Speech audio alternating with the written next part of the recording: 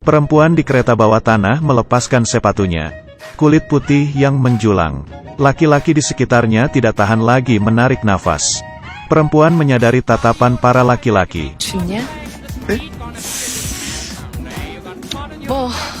제법 착하네. Para laki-laki langsung memberinya jempol. Setelah itu kelakuan perempuan itu semakin besar. Melipatkan kakinya yang kurus. Posturnya sangat menawan. Di saat bola mata laki-laki itu seperti sudah mau keluar. Kakinya mengeluarkan amarahnya. Keluar dari kereta, perempuan itu berjalan dengan santai. Ternyata dia sebenarnya bukan perempuan. Di dalam tubuhnya sebenarnya adalah seorang gangster. Si gangster mati karena kecelakaan. Saat tiba di surga, dia tidak ingin mati dengan begitu saja. Dan mereka menandatangani sebuah kontrak. Dengan beginilah dia menjadi seorang perempuan. Di awal-awal dia sangat tidak terbiasa. Dada yang begitu lunak, tidak bisa membuang air kecil dengan berdiri. Dan kelihatan seperti wanita jalang. Dan melihat lemarinya. Selain sepatu hak tinggi ya hanya ada sepatu hak tinggi. Apakah benda ini bisa dipakai oleh manusia? Sang gangster tidak bisa berjalan dengan stabil. Tidak hati-hati lalu menabrak seseorang dan jatuh di pelukannya. Lalu menanyainya. Si gangster pun tidak senang. 너 신하냐? Dia yang terkejut pun langsung meminta maaf kepadanya.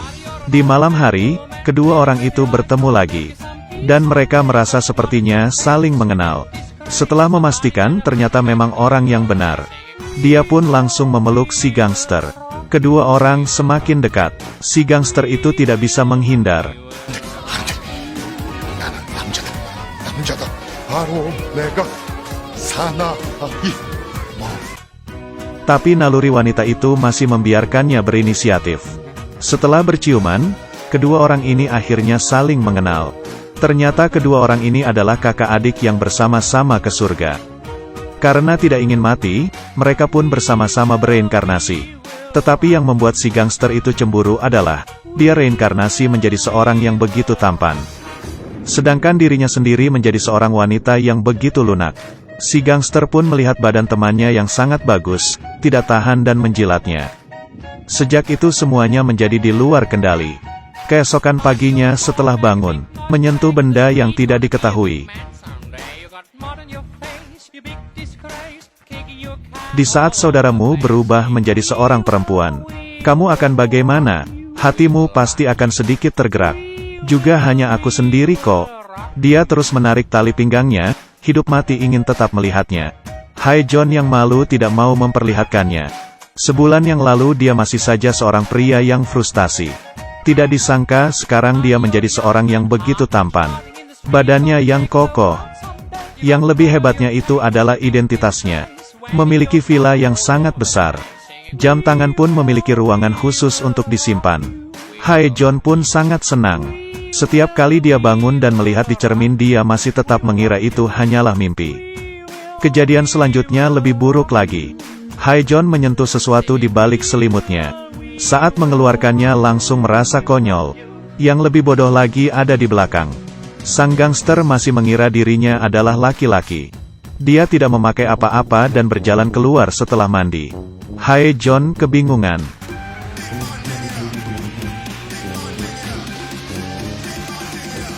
Demi kepentingan nyawanya, Hae-John memutuskan untuk membelikan kakaknya pakaian. Sang kakak matanya langsung tertuju ke sepasang sepatu yang begitu keren, dan menghela nafas. Hae-John pun langsung menggendongnya pergi. Lalu datang ke toko baju khusus perempuan. Setelah beberapa menit, sang kakak menjadi seorang yang begitu menawan.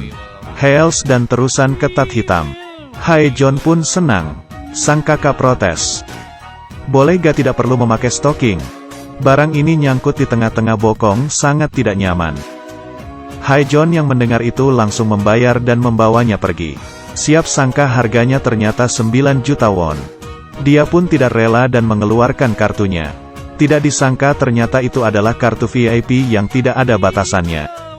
Dia hampir saja lupa kalau dia itu orang kaya generasi kedua. Setelah bayar, dia melihat sang kakak yang jalannya terpincang-pincang. Hae-John pun mengajarnya cara berjalan. 가슴 이렇게 쫙 펴고 엉덩이 좀 빼고 이렇게 응? 이렇게 이게 가장 아름다운 자세. 이게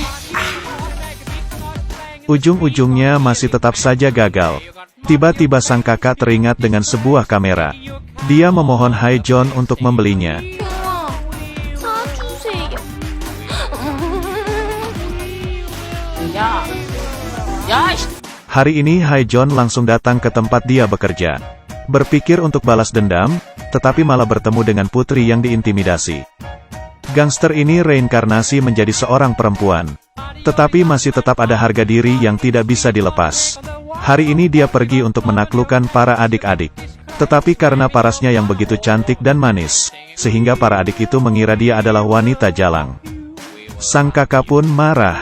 Tidak menunjukkan wujud asli tidak berarti aku mudah diintimidasi.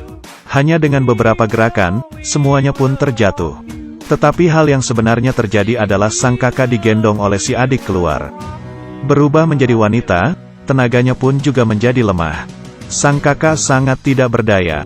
Dan di waktu yang bersamaan Haejeon datang ke perusahaan untuk membalas dendam bosnya.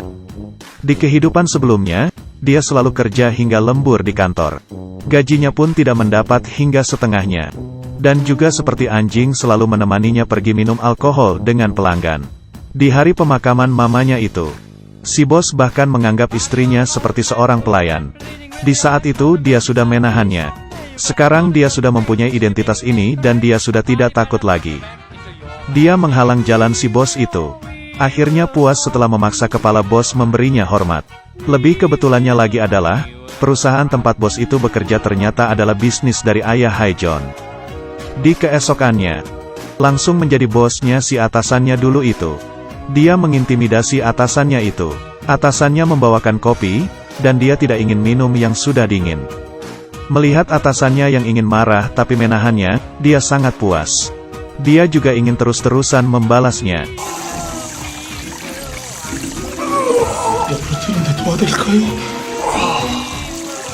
Makanya jadi orang jangan terlalu geram. Sering berjalan di tepi sungai, tidak mungkin sepatu tidak basah.